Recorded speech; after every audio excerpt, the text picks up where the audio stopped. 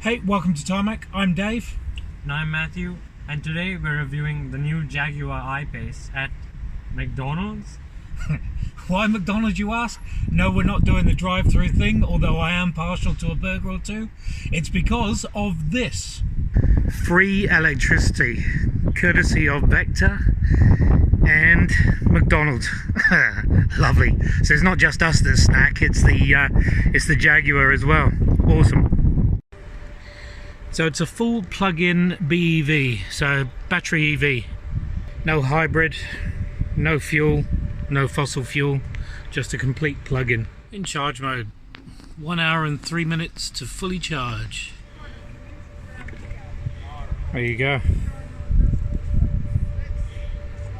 That's some plugging in. That's one heavy cable.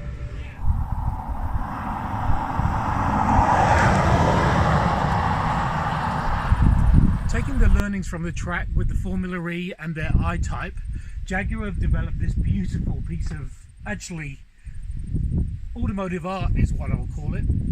Grabbing design cues from the X75, where you've got a beautiful flow straight through here and here. If my fingers were a little bit smaller, I'd be able to touch.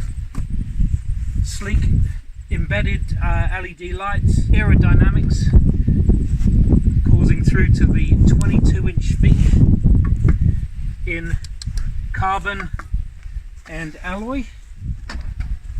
Recessed door handles. All the aerodynamics, all the stuff they've done leads to a 0.29 CD drag coefficient. Sloping roof line, roof spoiler, a rear diffuser. Under here, 656 litres of room. Certainly enough for, oh look, a 20-year-old. Under where I'm sitting is the charging cables, and you've got here a 12-volt socket, and there's plenty of hooks and plenty of tie-down areas for all your luggage. Leather, frankly, everywhere. This steering wheel is so soft, these seats so comfortable, and everything is soft to touch, and everything is really premium, just like you'd expect from a Jaguar. Over here you've got this infotainment screen. It pretty much has everything on there, and it's got Apple CarPlay and Android Auto. The radio, everything, phone can be controlled from there. But here's a little secret touch. There's a smaller screen over here, and again you can control your phone from there, or the air conditioning, or then you can use these dials as well, which have cool LED screens. And for the 21st century buyer, Jaguar has included a special space to house your phone. Today is a big milestone for us here at Tarmac, because it is not only the first electric car that me and Dave have tested together, but it's the first electric car that Jaguar have ever made. Well, not necessarily the first. I will bring you up on that. They have the I-Type that they're racing on Formula E. They have the CX-75 that they brought out as a prototype. So, not necessarily. This is probably the first production car. Ah, right. Talking about the racing pedigree, we met with Simon Evans last weekend, actually, luckily enough. Simon's racing the I-Pace in the I-Pace Trophy, and he brags always waxes lyrical about this car. And he's a petrol head. Yeah. So, all of you petrol heads out there that are going, e-cars, they're awful, I think maybe take heed. I mean, I had a quick chat with him and I asked him, is there really that big a difference between what he's racing on the track and this car that we're sitting in right now? And he said, quite frankly, no. It's apart from, bit of aero, and the race car is obviously a bit lighter, it's the same car. And that's really surprising. It is basically taking the road car and putting it on track, racing it around, and it works. So, first impressions of the I-Pace? Oh, it's a beautiful looking car. It's a proper proper Jaguar. I mean, you've got that big cat badge in the front, big badge at the back, and just the fluid shape of it. Love it. Is it a Jaguar though? Do you feel like it's a Jaguar? From a driver's point of view, I really do. I think it performs really nicely. There's a great 50-50 weight balance. There's the big paws that it's sitting on, the 22-inch paws. It just grips well and drives nicely. I mean, Jaguar is a company that, more than the luxury and everything, it prides themselves on the way their cars drive. And I mean, we both drove essentially their entire range around the track, and I can say that even though everything about this car is different to, you know, the F-Type or the F-Pace or the E-Pace or the XE and anything frankly in their range, it drives like a Jaguar. It feels dynamically, it handles like you would expect one of their cars to do so, and that's something that makes us happy, you know.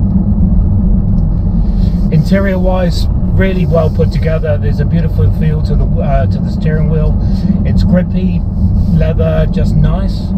Layout, it's really, from a cockpit point of view, very, very comfortable, very usable, very user friendly. The technology, massive. I mean, everything's connected. It's got apps, it's got connectivity to everywhere. Digital screen, digital instrument cluster. It's just so much going on. It's got a very sleek look to it, and it's not a million miles above the ground, and you don't even feel that high when you're sitting in the car. But the amount of space in here is really good, and even though this roof is sloping and everything, you don't feel like it eats into your headroom at all. Okay, so dynamic mode, 0 to 100, let's see what this does.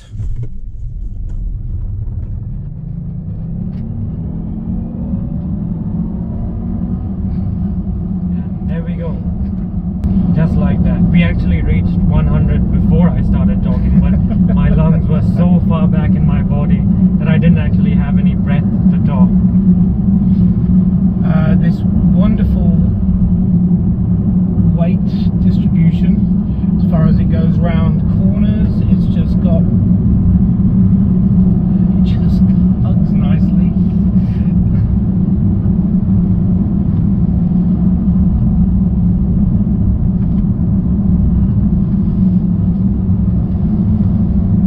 Nervous yet?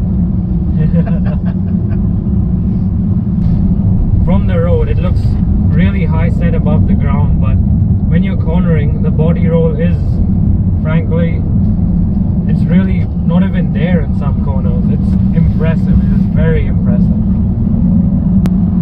It's definitely quick. In dynamic mode, because the acceleration is so savage and there's no noise to tell you about the savagery that's going to happen when you put your foot down.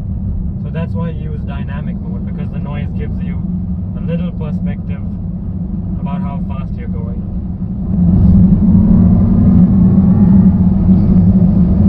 Just hear that note. Hopefully you can hear that note. So there you have it, the Jaguar I-Pace. 400 PS or 294 kilowatts, 700 Newton meters of torque, and all in EV or battery EV mode. 2 permanent magnetic synchronous motors, one on each axle, 4-wheel drive or all-wheel drive. What a vehicle. What do you think? Before this, I was occasionally getting confused with the E-Pace and the I-Pace, because the E-Pace is not actually the electric one, it's just a small SUV. But now, I won't be making that mistake anymore, because this is a very memorable car, and definitely a proper alternative to Tesla. Tesla who? Thanks for watching. Make sure you subscribe. I think we're going to head now back to McDonald's for another top-up for everybody involved. And another coffee. See you next time.